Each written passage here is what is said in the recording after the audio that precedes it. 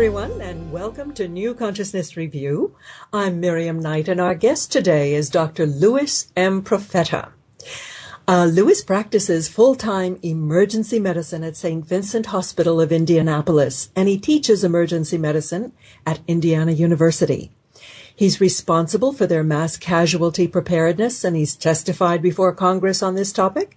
He's a popular speaker and frequent guest on television and radio, including NPR, and he's received numerous honors and awards for his contributions to community health and volunteerism. Today we're going to talk about his first book, The Patient in Room 9 Says He's God. This book has received very deserved critical acclaim for its profoundly human portrayal of an emergency physician with all his fallible and indeed heroic sides. I'm so delighted to welcome Louis Profeta. Hey, thank you very much. It's wonderful to be here.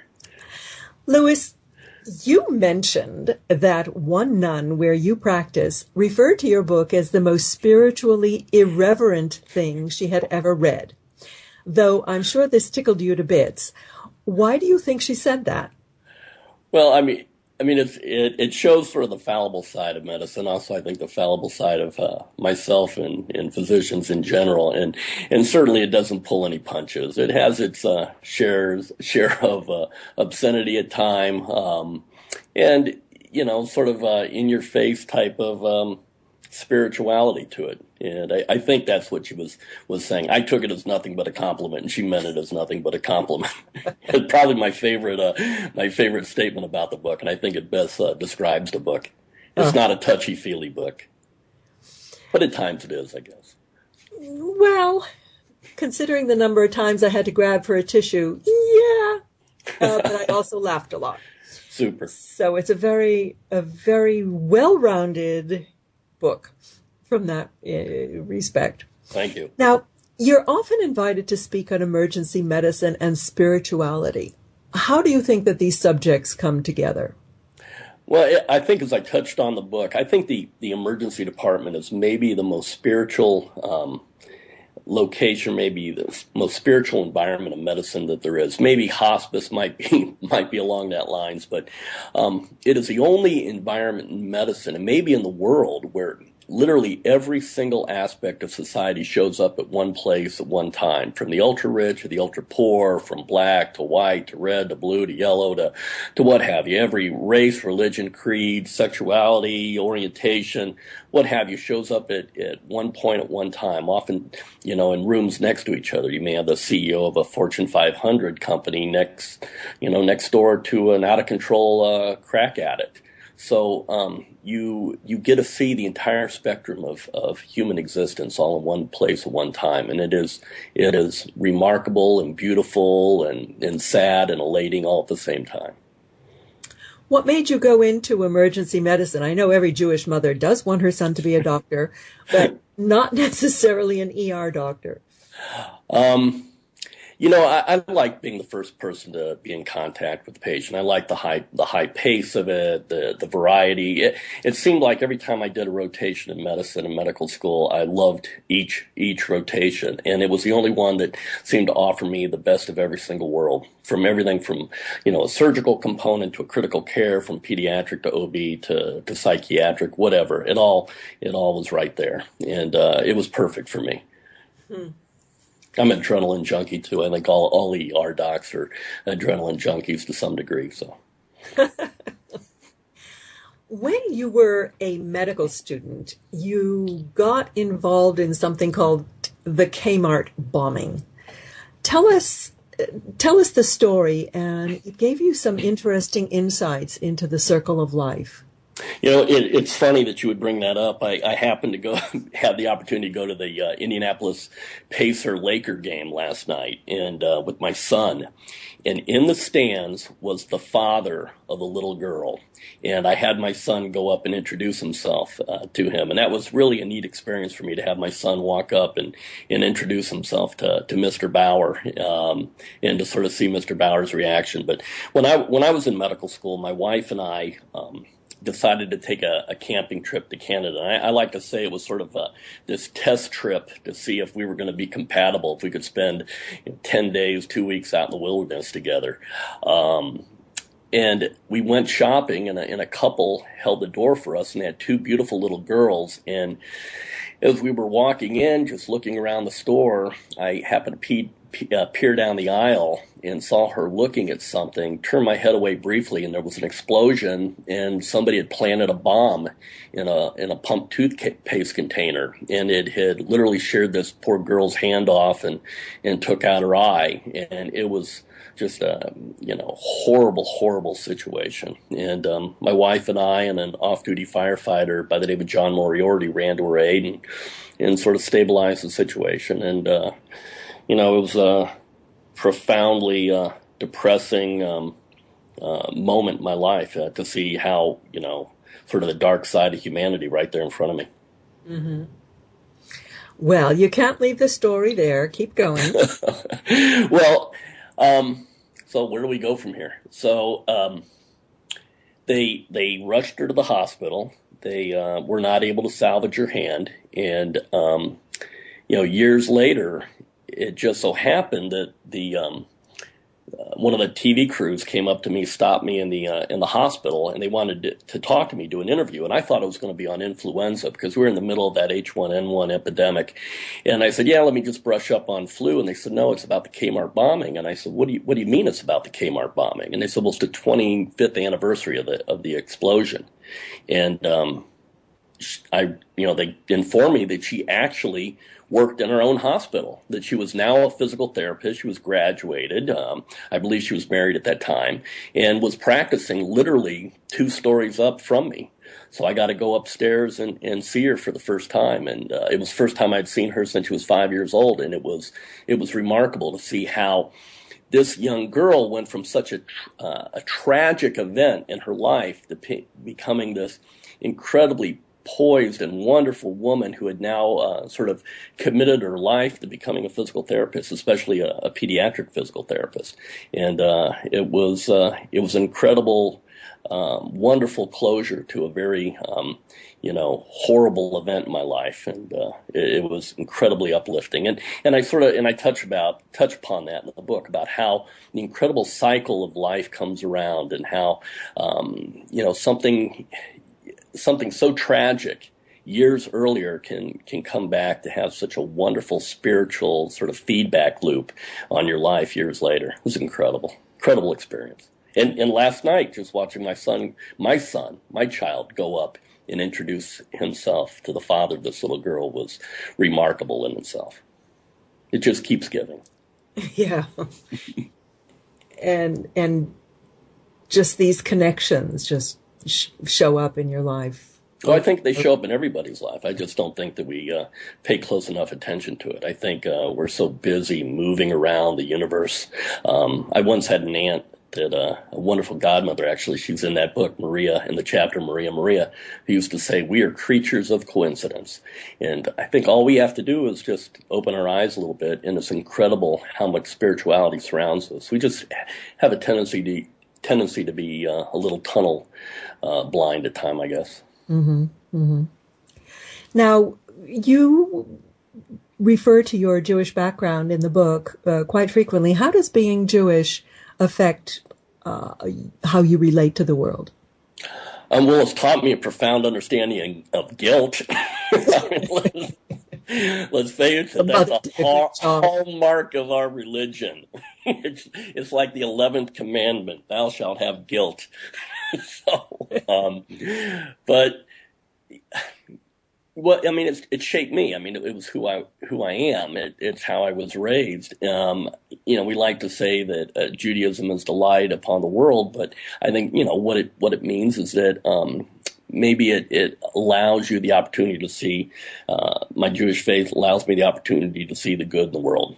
Pay attention to a little bit. I'm not going to say that's unique to Judaism, but certainly it helped shape my upbringing. And also, growing up Jewish in sort of a tougher part of the city. It really wasn't a Jewish area of the city. It was in the 60s, late 60s, early 70s. It was a very sort of working class Caucasian Christian community. And so it sort of made me more visible in some ways, which wasn't necessarily the best way in that community when I was a little kid. But it shaped who I was, and the way I was able to, I think, appreciate the differences in everybody was as I got older. Do you think it gave you a deeper compassion for minorities, underdogs, etc.? I think it gave me a different, a better understanding. Compassion. I think I have the same degree of compassion for everybody, but it certainly gave me a better understanding of certainly the plights that certain groups may go through. But it also gave me an understanding that we're able to lift ourselves up out of whatever oppression we may think that we feel. And when I look back at it, there's not a thing I would change about growing up in that part of town. Nothing. Mm-hmm. Okay, it gave me the strength to be who I am, and I would have been a completely different person had I grown up maybe in the Jewish community on the other side of town in Indianapolis. I know I would be, and I'm happy about who I am at this stage of my life. Your book covers anecdotes from from many years of practice. What made you decide that you needed to put them together into a book? Well, I think a lot of it, and probably the thing that was the overwhelming driving factor was, I think all emergency physicians bring their work home with them at times. We become cranky, we become moody, the shift work tends to get to you. There's a lot of very horrible things that we become privy to. And it floats around in our brains, and there's no way you can avoid bringing it home, and you're bringing it home to your children, and the things that you miss out on the weddings and the bar mitzvahs and the social gatherings, and it's not unique to emergency medicine. It's part of the medicine lifestyle in general. And I wanted to have a way of telling my children who I am. This is who your father is, and this is why he's gone, and these are the things he sees and the things that are going around his brain. So I really wrote it for my children. And self-published it initially, then it sold an awful lot of books. I didn't realize how well it was selling till I started getting contacted by people, and then my wonderful agent found me a publisher, and the rest is history. It's just sort of been percolating through the world, and the best part is being able to just sort of see its work, its magic through the country. It's awesome. People like you, they stumble upon it a couple of years later and they want to hear about it, and I just think it's great. You have so many delicious stories. Let's dip into a few. Tell us about the story of the cockroach in the ear. It shows off your rather wicked sense of humor. And I'll tell you something. That's not unique to that story, but I had a lady that came into the emergency department some years back. It was early in my career, and she said she had a cockroach in her ear. And I'll tell you, this happens not infrequently. People fall asleep, and those nasty little vermin will find their way into your ears if your house is as set up as such. And she insisted it was a cockroach in her ear, and it very well could have been. I took a look in there. There wasn't a cockroach, and it's not like it could hide anywhere. It's not like there's furniture in there for it to hide under. So I reassured her, and she kept insisting there was a cockroach in her ear. And I looked, and I looked, and I looked through her hair, and I said, "Ma'am," I said, "there's nothing there. It must have climbed out." And she then started berating me, saying that I didn't know what I was talking about, and where did I get my medical degree, and I must be a complete idiot, and on. And I finally said, "Let me take a look one more time." I looked in her other ear, and she says, "Why are you looking there? It's on the other side." I said, "Ma'am, I just want to make sure it didn't crawl through." And she didn't think it was too funny. I think she wrote a letter of complaint, but I didn't care. there are some times you just have to go with it. There's some letters of complaint that are worth it, and I think that and that's one of the toughest parts of emergency medicine, especially in this sort of service-minded or entitled-minded world that we live in, that sometimes we think we have to coddle every little whim and picadillo of somebody. And the emergency department's tough. I mean, you realize that everybody coming there is sick, or they're hurt, or they don't feel well, or they're afraid of something. And you have to try to comfort them. And sometimes you just can't do it. Nothing that you say, nothing that you do will make it any better. And we're human beings too. And we can sometimes lash out. We do our best, but there's sometimes only so much abuse you can take as a physician or as a nurse or as a registrar or what have you. And, sometimes we lose our patients too. Now, you've seen so many kids and parents come through the ER that you used to carry a card in your wallet for parents in denial. Tell us. Yeah. Well, we have a very affluent part of our city, the north side of the city, and I always joke there's one school district just north of us where 90% of the kids are in the top 10% of their class. I mean, every parent that you come in, my kid's the top 10%. I know he's top 10% of the class. My kid I know he never does anything wrong. Never's got in trouble. Oh, yeah, I know he's completely fine.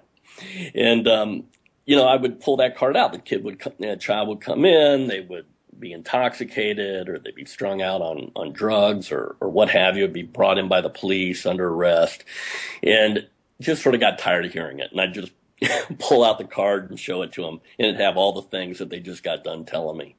And it was also sort of a way of telling the parent, hey, listen, you're not in the same boat. All these kids are the same way. My kid's the same way. It doesn't mean that you're a bad parent. And I think that we tend to internalize that as parents. Our kids do something wrong. We must be bad parents. And it's just not true. I mean, we tend to forget that we were children at one time also, or we were teenagers. And let's face it, what was our job supposed to be when we were teenagers? We were supposed to lie to our parents. That was our job. That's what we're supposed to do as teenagers. And teenagers do it the same today. You just have to, sort of help them understand where the barriers are, where the boundaries are. And I think, I think that's what happens. We tend to internalize our children's faults a little too much. And yet you have some really profound opinions about the essence of good parenting. Share them with us. Yes, you're asking me. I'm still not even sure I'm a good parent. They're good kids, but they do stupid things too, just like any other parents' kids. I think we overmanage them. I think we need to let them move their way through life a little bit better. I say that it's a little different, I guess, maybe having teenage sons, which I have. And I'm not sure I'd be the same parent to a daughter. Well, I know I wouldn't. My girl would never date if that were the case. But I think that we hover over them a little too much. And it's funny, I always see when my kids were younger and friends would have their kids over and they'd fall down and the parents would go running over to them, huddling over them and or hunched over them going, hey, are you okay? Is everything all right? And the child would look up and then just start crying hysterically. We never did that to our kids. And they were supposed to, if they fell down, they had to jump up and throw their hands in the air and yell, ta-da! and they never cried. We let them sort out their own issues. We put boxing gloves on them and headgear and told them to go out in the backyard and solve their own problems. When they come in, they'd be fine. And they're all best friends. You're there to sort of run interference. Be sort of the referee on a zone defense. But children are pretty resilient. You give them sort of the basic tools and let them find their way through life. I think they do okay. You got to give them the tools. But you also say that the kind of bottom line is that you really have to love them. Absolutely. Unconditionally. Whether they do anything wrong or right or what have you. I mean, love is 99% of the battle. And we just have to know how to love. And you don't have to always act to love. You just have to love and be a shoulder, be an ear, and let them know it every single day that they are the center of your universe. And oftentimes we don't. I mean, if you have children, they have to be the center of your life. Yeah. But that said, you still have to teach them limits. Absolutely. Doesn't mean you cater to them. No is the greatest, word a parent can give to a child. And it's incredible how many parents don't say the word no. No, no, it's very liberating. In fact, I think it's the most liberating word in the English language. Just try it. It just rolls off your tongue. No, no, no. It's wonderful. Oftentimes I say no before they even ask the question. They walk in, they go, Dad, no. You haven't even heard me. I don't have to hear you. The answer is no. Do you feel like you have to ask me? The answer is no. Just from the look on your face, I know it's going to be no. Exactly. So, over the years, you've had some kind of shifts in your view, in your worldview. Would you say that you've had any paranormal experiences or profoundly kind of paradigm-shifting experiences? Oh, where do I start? Is there one in particular that you read in the book that... Well, the title, The Patient in Room God Says He's... Room 9 Says He's God. Room 9 Says He's God. Yeah, they keep happening, too. I have a friend, Bobby, that once said that I have some of the strangest karma of anybody who's ever met. And I think that's the best description, but I don't think it's unique to me. I just think that I pay attention sometimes a little more. There's been a sort of a ton of events. If I could share something that happened not too long ago, I think it's sort of interesting. There's a Jewish prayer called the Shehekianu, that's essentially this prayer that says, "Hey God, thank you for the rainbow. Hey God, thank you for the tree." It's when you see something neat in nature, you're supposed to sort of reflect on it, I should say. And I used to go to Key West all the time with a buddy of mine. We go down and go fishing in the Keys, and on the way down, he's Christian, and I almost say very religious, very practicing. It's not evangelical, but he's very Christian. I'm very Jewish. We're college roommates, and which creates sort of an interesting drive down that 3.5 hour drive from Miami down to Key West. And one day we were talking about the Shehekianu prayer. And we get done with a day of fishing. I don't know if you've ever been to Key West, but it's sort of like any other sunset pier. It's fascinating. The sun's setting, and you have this whole crowd and throng of people that are hanging out on the pier, and they're watching the sunset. And I think it is a magical place. It's literally one of the few places in America where everybody just stops. They get real quiet. They sit on the pier, and they look at, of all things, a sunset. They're not looking at their cell phones. They're looking at the majesty of nature, of the sun setting over the horizon, and I think it's wonderful. So it was incredibly crowded that day with people. And a couple came up, and they tapped me on the shoulder, and they asked if they wouldn't mind if they squeezed in front of us and sat down in front of us. And it was sort of a precarious place for them to sit. And I said, yeah, go ahead. And they said, well, we don't want to block the sunset. And I said, well, no, we've been here many, many times. Don't worry about it. Go ahead and have a seat. You're not blocking our view. So Phil and I are on our second or third mojitos, and we're smoking Hemingway cigars, and we got our baseball caps pulled down over our head and our sunglasses, and the sun's setting, and Phil makes a comment to me. He goes, hey, is this one of those Shehekianu moments? And I said, yeah, let me get my iPhone out and take a picture of it and capture it. So I start to take a picture of the sunset, and for whatever reason, I turn the camera to this young couple sitting to the right of me, and I snapped a photo of them. And remind me, I'll email you a copy of the photo. So I snapped a photo of this young couple, and I'm allowed to use their name, I asked. Eddie and Louise Mann from Detroit, Michigan.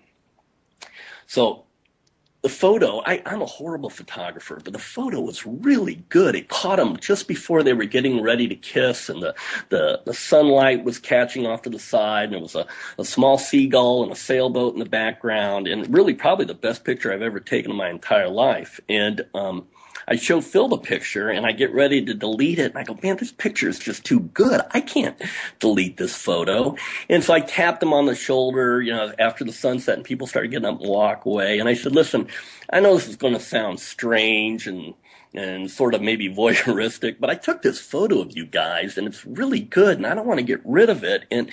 And I convinced the wife to give me her phone number. I was going to text her the photo, and we got to talking. Who are you? Where are you from? What are you guys doing here? And it turns out that the husband went to IU with me, went to Indiana University. Not only that, we lived pretty much in the same area. He was in the music school. I'm certain I passed him on many occasions walking past the music school because that's where all my science classes were.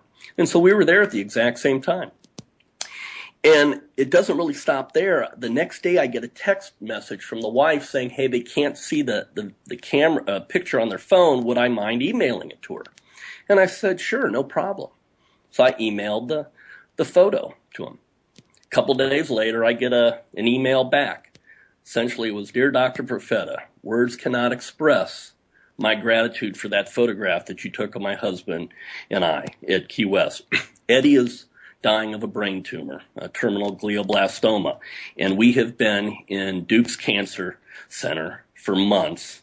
We're not sure how much longer he will live. This is one of our few times to have finally gotten away. Our children are with relatives of ours in Key Largo, and we thought we'd drive down and at least see the sunset. I can't express to you how important this photograph is for me.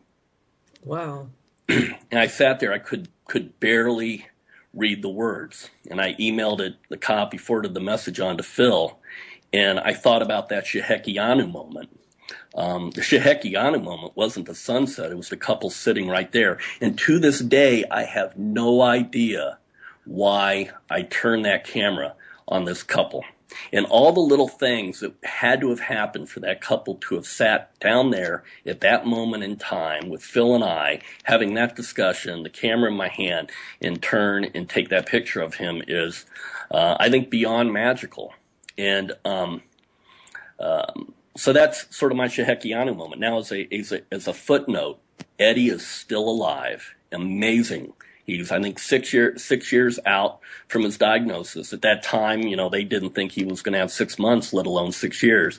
And he's doing wonderfully. And hopefully he'll have a much longer life ahead of him. But it was a magical moment. So in terms of paradigm shifts, I guess I know that's sort of a long-winded answer. They just keep happening. And I don't think that it's unique to me. I think that I've just been doing this job so long, 100,000 patients, that you start to recognize things. Things start to take on a sort of a hidden meaning, and that maybe a lot of our lives need to be spent sort of keeping our eyes open a little beyond just the front of our vision. I think that's what it amounts to. Yeah. I think it was Antoine de Saint-Exupéry who said, one can see rightly only with the heart. Absolutely, without a doubt. Yeah. Anyway, getting back to the patient in room 9. Tell us about him. Well, it's interesting. That's the patient that I can't remember. I remember, I remember so many poignant patients in my life. And I can tell you what room they were in, what they looked like, the way they were dressed when I saw them. It's incredible. If they leave an imprint, especially if the case is unique or tragic or what have you, or even sometimes just the mundane, I can tell you everything about them in my brain. But I remember this nurse handing me a chart and essentially saying, the patient in room 9 says he's God. And it was so nonchalant. It was just like, hey, the patient in room 9 has a sore throat. And the reason being is that it's such commonplace for people with delusions or mental illness or schizophrenia or what have you to sort of make statements like that. But it was just the casualness in which she handed me the chart with those words rolling off her tongue. And now I wonder, in looking back, who knows? Maybe that was God in that room. And maybe, God's probably in every room to some degree since we're made in his or her image, right? So, that title stuck with me. That phrase stuck with me for years. And I know I went in and saw that patient, but I can't for the life of me remember anything about that patient. And I find that sort of interesting. I mean, nothing. I can't tell you if that person was black, white, if it was a man, a woman, nothing. I remember the room, but the patient is just a fog. And I think that's sort of interesting. That's rather appropriate, actually. Yeah. Yeah. So has your view of death evolved over the years of your ER practice? I think so. I don't see it as being any less tragic, certainly. I have a very, very dear friend of mine who is dying of pancreatic cancer as we speak. In fact, I went to visit him at hospice today, and watching his transformation has been very sobering, to say the least. I do think that as I've gone into medical practice over these years, I do realize that we overtreat so much of this stuff. And I touch upon it that in that one chapter about honor thy mother and father, that we do not let our loved ones go gently into that good night. We do way too much for them. There was a fascinating article that was published not too long ago, and I wish I could tell you where I read it, but it was something to the effect of how do doctors die, and how they go through much less in terms of diagnostic workups and therapies and surgeries and chemotherapy than the general population out there, because we recognize to some degree some of the futility, especially in the last parts of our lives. And I've been much more, I'm maybe forthright in telling people, essentially saying, hey, stop, don't do this to your loved one, let them go. And I think the reason being is I believe that there is a disconnect between certain sort of maybe certain generations. I said that it was disconnect between the baby boomers and sort of the World War II generation, that there wasn't that sort of parent-child type of relationship hasn't seemed to be as strong in that generation as it has before then, and it's actually, I think, coming around, the pendulum swinging back. Maybe it's based on finances of this time or what have you, but there seemed to have been a disconnect that the baby boomers seem to want to do absolutely everything that is futile for their elderly. Maybe they've somehow equated all this care and all this treatment with love, and it just isn't. And it's very interesting to me how once you talk frankly with these family members in the emergency department, I'm not afraid to say, hey, listen, if this is my mom or my dad or my grandmother, I would not be doing this. And you can see sort of this giant wave of relief that falls over their face when you tell them, hey, it's okay just to hold their hand, love them, comfort them, cradle them, and help them along their path. And I think that's been sort of the biggest transformation in my life in terms of, I'm not saying embracing death, but, in accepting that it is a natural part of the cycle of the world we live in, that we're all food for worms, so to speak. Mm-hmm. Well, so much of treatment is not really for the patient, but it's for the doctors to cover their backsides. It's for a hospital economics. It's for the relatives to feel that they've done everything they could, and as you just mentioned. And yet there was a very poignant chapter where you talk about the little baby who was brought into the wrong entrance of the hospital, and you came rushing over, and even though you knew the baby was dead, you kept on working on the baby. Tell us about that. Why did you do that? Well, that was a horrible case. A young Hispanic couple came running in through an alternative entrance. It was in a completely opposite part of the hospital from where they should have come in, and this child was already dead. It was a SIDS death. And so they brought in this lifeless body, and they were literally running the cardiac arrest on a desk in the lobby of the outpatient surgery waiting room, right in front of everybody. There were so many people gathered around, and I got there. I'd responded to the code because there's never a code called in that part of the hospital. And I thought at first, it's just somebody that fainted. But as we got there, you could see that there was a profound degree of despair going on when I got there. And there was this lifeless baby doing CPR. And there were so many healthcare workers around there and family members and people in the waiting room that you had to sort of send a message that, hey, we still need to work this child. And yeah, I knew there was nothing we were going to be able to do. But in that situation, we were sort of treating the parents and treating the family and treating all the personnel and the staff that was there to show them, hey, let's at least go through the motions. Now, it wasn't like we were doing anything incredibly heroic. It was really just sort of continuing CPR, getting an IV in the child, getting an airway in, running the code, doing what we could do for maybe 20, 25 minutes, and then finally pronouncing the child dead. And it was important. It was important for everybody there to see that that we weren't going to just give up on a baby. And we did what we could do, and the child died. And it just so happened I speak Spanish, not very well, but well enough, and was able to communicate with this poor family about the child. And it turned out that the father happened to work at my favorite restaurant in the city. Carlos is his name, and we became instant friends. And Carlos, I showed up at the restaurant some months later, and Carlos saw me and broke down crying in the middle of the restaurant, came over and gave me a big hug and made me a tuna sashimi appetizer.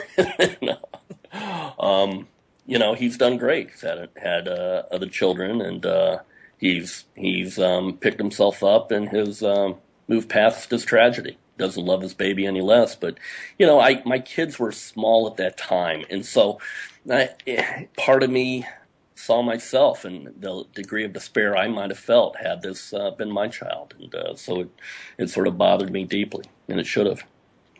Is that why you sort of anonymously bought the casket for the child? Well, thanks for telling everybody. Yeah. I wanted to do something. I couldn't save him. Yeah. Couldn't save the baby. So I wanted to do something. So I thought, I'll buy the casket. I'll buy the casket for the infant. Mm-hmm. So the hospital bought the grave, I believe. So that's the side of death. What has your ER stint taught you about life? Oh, that it's wonderful. As bad as it is, it's wonderful. I always say you can be dead for all eternity. You can only be alive one time.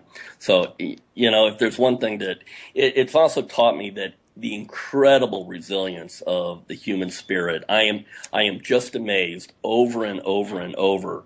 The things that people can overcome in their lives is just beyond comprehension to me. And I think that's one of the most amazing things that I've learned in the emergency department, that we all have the strength to overcome the absolute worst events in our lives. We all have that strength. We just have to find it and surround ourselves with people that help us find that. Mm-hmm. And have you seen medicine changing over these years, and what do you think are the changes for the better, or perhaps changes for the worse? Wow, I can't believe you want to go down that path. It's funny. Every doctor you talk to, when it comes to their children, if their children want to go into medicine, you ask them, what would you do if your child came up and told you they want to be a doctor? Almost all of them say, no way, go into business, go into banking, go do something else, but don't become a doctor. But it's funny, once they decide to, or they get accepted to medical school, there's not a doctor out there that is not proud of their child for doing it. So it's, I don't want to say hypocritical, but we all recognize the beauty of medicine at its core and what it has to offer.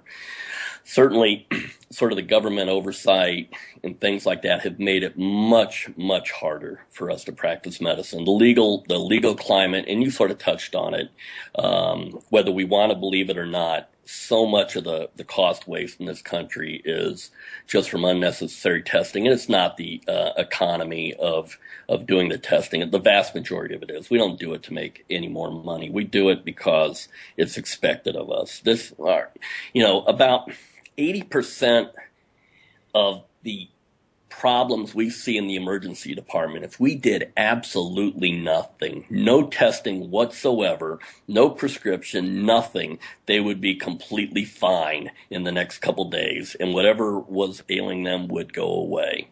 I kid you not.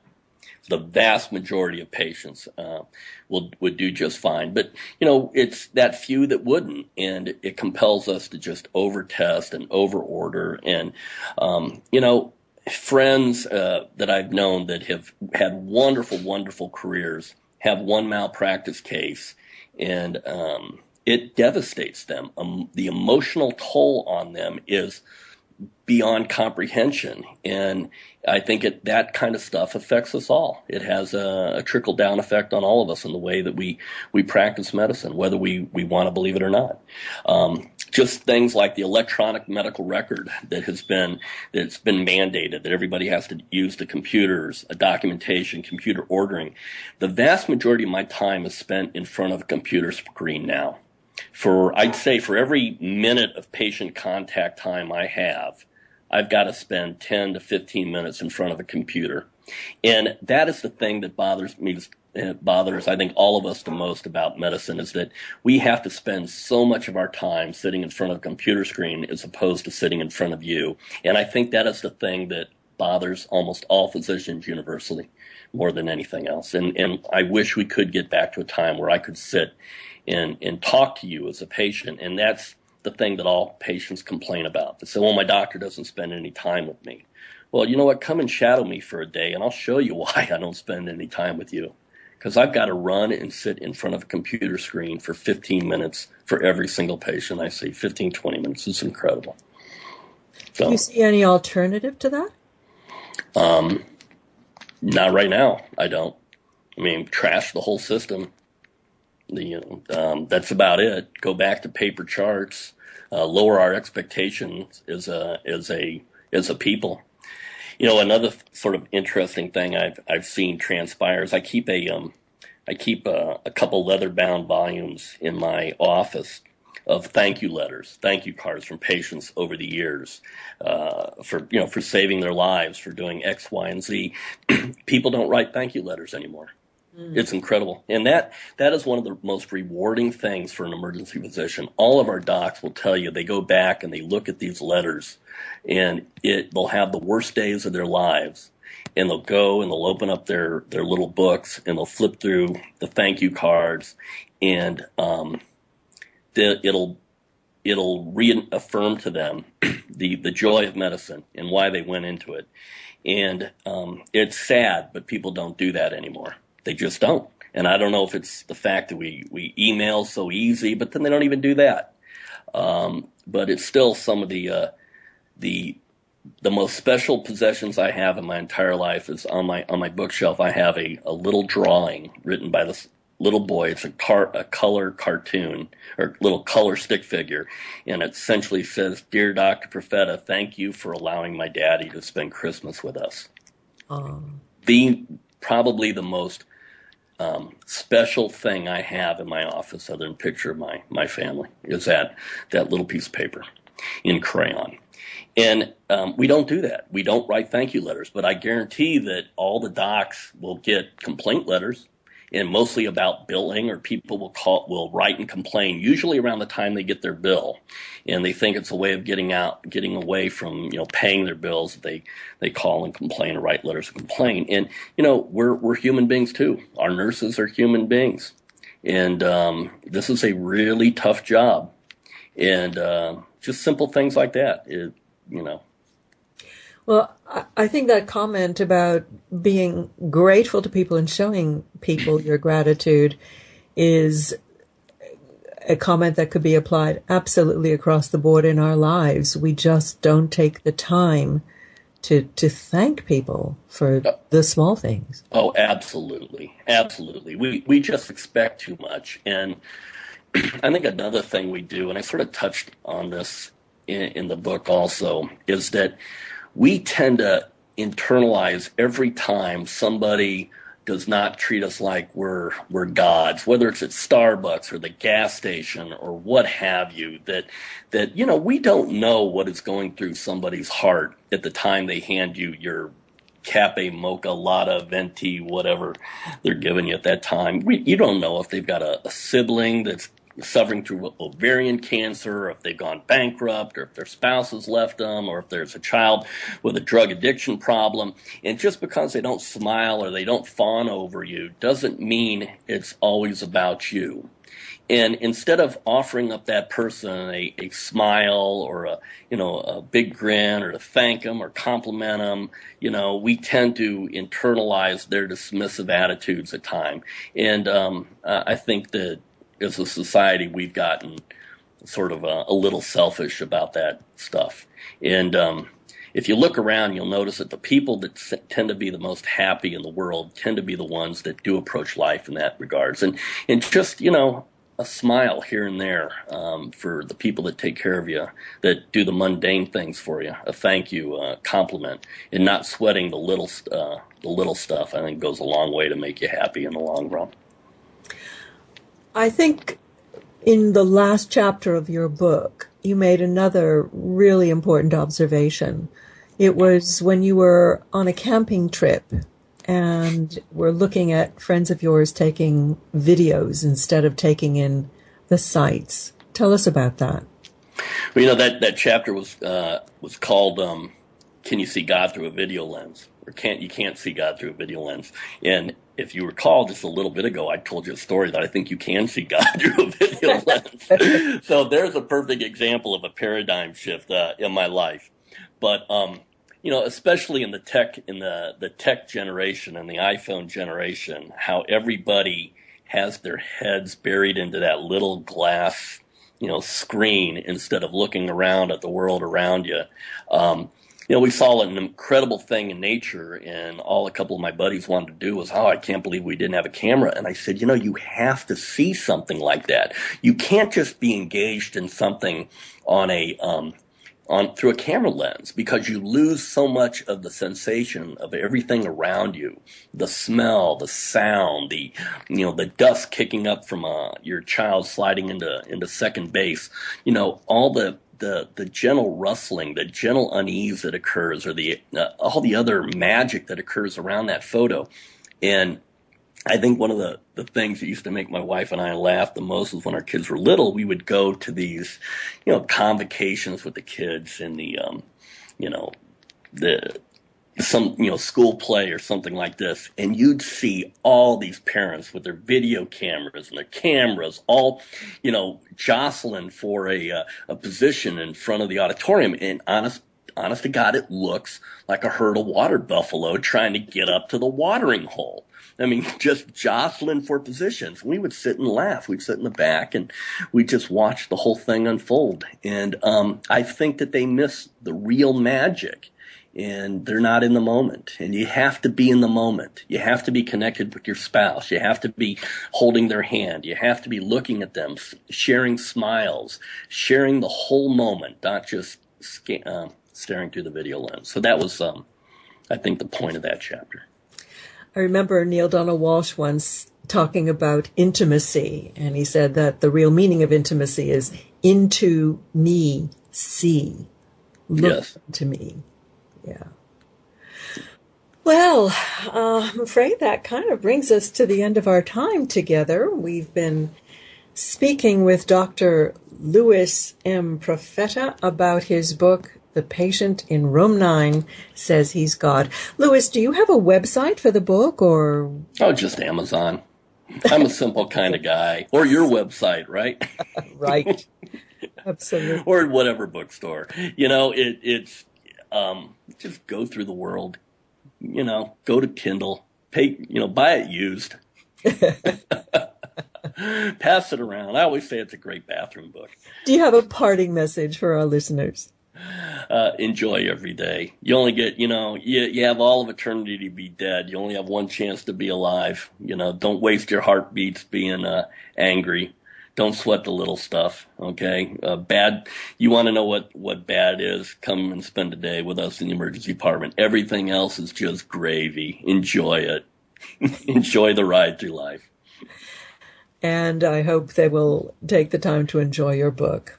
Dr. Louis Profeta, thank you so much. Absolute pleasure to talk with you, Mary. Take care.